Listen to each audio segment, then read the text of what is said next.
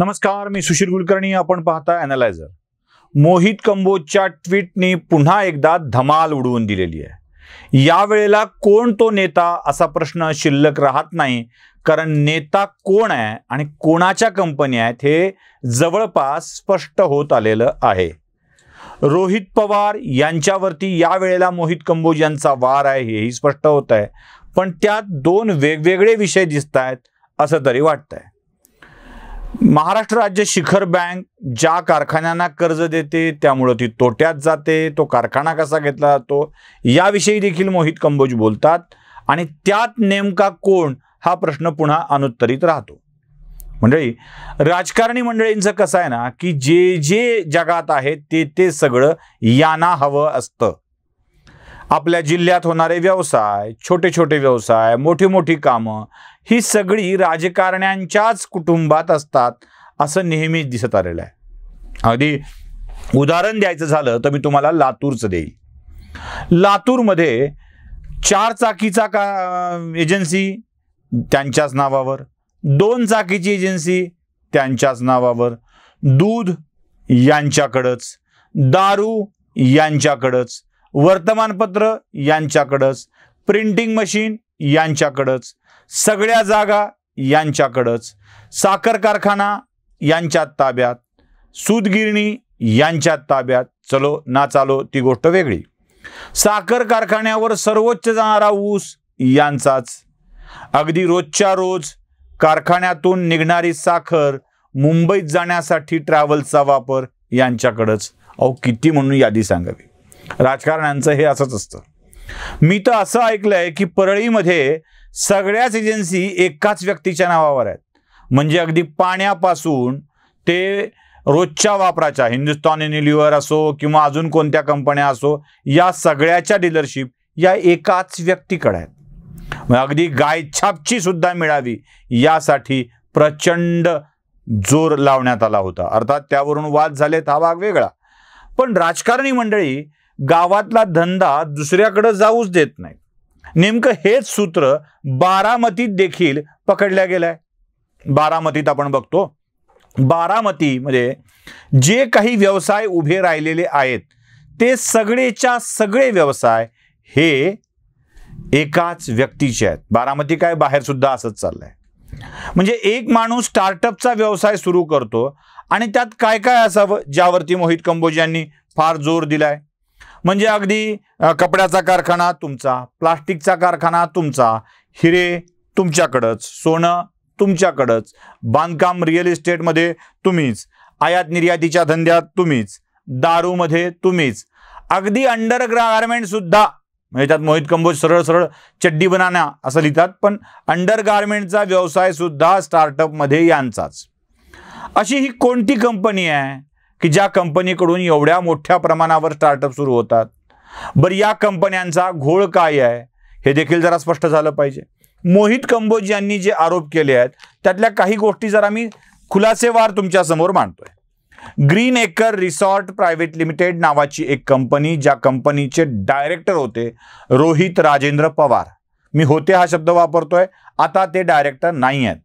2006 ते 2012 या काळामध्ये रोहित राजेंद्र पवार डायरेक्टर असलेल्या कंपनीचे वेगवेगळे स्टार्टअप आहेत.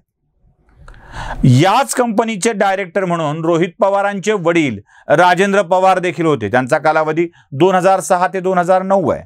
म्हणजे मुलगा 6 वर्ष डायरेक्टर राहतो, पिता 3 वर्ष डायरेक्टर राहतो. आणि नेमका प्रश्न याच कंपनीवर मोहित कंबोज उपस्थित करतायत. आता तसा कंपन्या इतक्यांच्या नावानी आहेत, इतक्या आहेत की कलकत्त्याच्या लालबाग मधल्या कंपन्यांचा अनिल देशमुखांसोबतचा काय घोळ झाला हे आपल्याला उत्तम पद्धतीनं ठाऊक आहे. म्हणजे तिथे शेल कंपन्या स्थापन करायच्या आणि त्यातून पैसे फिरवायचे हे धंदे अनेकांनी केलेले आहेत. त्या अनेक कंपन्या ईडीच्या तपासामध्ये समोर सुद्धा येत आहेत. कसे पैसे फिरवतात, कसे कुणीकडून जातात, मनी लॉन्ड्रिंग हा जो प्रकार आपण मागे बघितला होता, काळा पैसा स्वच्छ करणे. तर या वेगवेगळ्या कंपन्यांच्या नावाने वेगवेगळे उद्योग करणारी ही माणसं यांचा संबंध थेट भ्रष्टाचाराशी येतोय. SDIL ही वाधवान यांची कंपनी.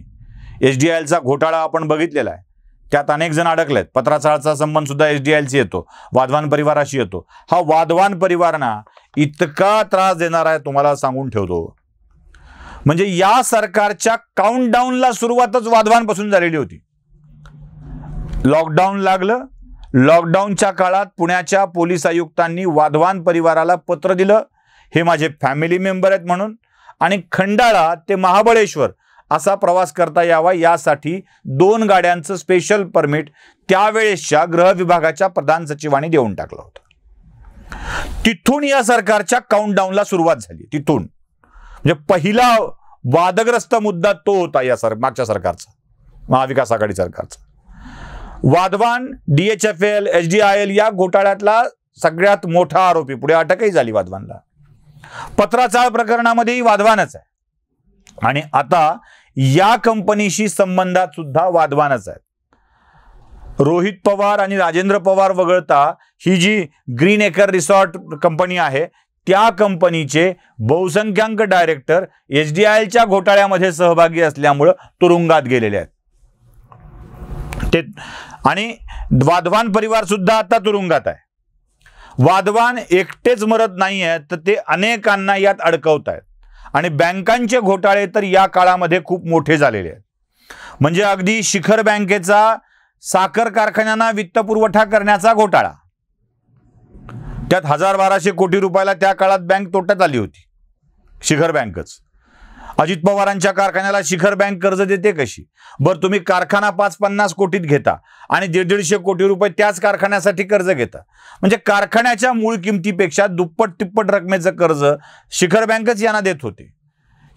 राज्य शिखर बँकेचा घोटाळा वेगळाच आहे, त्यातले प्रसंग वेगळेच आहेत, त्यावर अनेक जण आरोप करतायत. त्या पाठोपाठ येस बँकेचं प्रकरण आलं होतं. येस बँकेशी संबंधित वाधवांचं प्रकरण आहे, वाधवांच्या प्रकरणाशी संबंधित पत्राचाळचं प्रकरण आहे.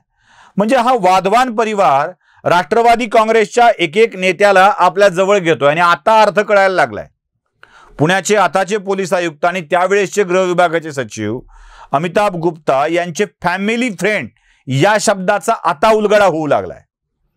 पवारांचे फॅमिली फ्रेंड असलेले वाधवान हे गुप्ता यांच्यासाठी सुद्धा फॅमिली फ्रेंड होते, आणि हेच फॅमिली फ्रेंड आता पवार फॅमिलीला अडचणीत आणतायत. म्हणजे वाधवांनी सगळा घोळ करून ठेवला, तो प्रत्येकांच्या सोबत केला. आता वाधवान नावाची एक कडी उघड झाली की बाकी सगळ्या आपोआप उघड जात आहेत. खरं तर याच लोकांनी म्हणजे मोहित कंबोजचा विषय जरा स्पष्ट करून घेतला पाहिजे. मोहित कंबोज का बोलतायत हा प्रश्न आपल्या सगळ्यांच्या समोर असेल. कोण आहेत मोहित कंबोज? ना केंद्र सरकारचे प्रतिनिधी ना राज्य सरकारचे प्रतिनिधी. हे कोण आहेत आणि का बोलतायत? तर हे ते आहेत ज्यांच्यावरती पूर्ण नील झालेल्या कर्जासाठी या सरकारमधल्या लोकांनी गुन्हा दाखल करून, अवैधरित्या गुन्हा दाखल करून, जो अधिकार इकॉनॉमिकल विंग शाखेला नाही आहे, आर्थिक गुन्हे शाखेला नाही आहे, ज्या करप्शन असेलच तर चौकशी करण्याचा अधिकार CBI कडे आहे, त्या CBIचा ऑलरेडी तपास चालू होता. त्या प्रकरणामध्ये इकॉनॉमिकल ऑफेन्स विंग कडून गुन्हा दाखल करून मोहित कंबोजला तुरुंगात टाकण्याचा प्रयत्न चालू होता.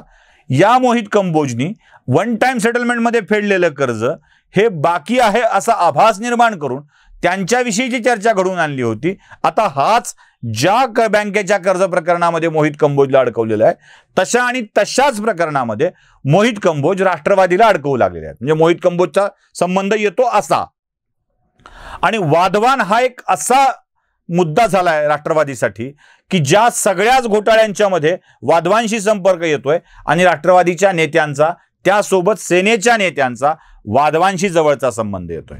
आता हेच वाधवान फॅमिली फ्रेंड बनलेले वाधवान, गृह विभागाचे फॅमिली फ्रेंड बनलेले वाधवान, अख्खा परिवार आता पवार फॅमिलीच्या मुळाशी येतोय का हेच बघणं औत्सुक्याचं ठरणार आहे.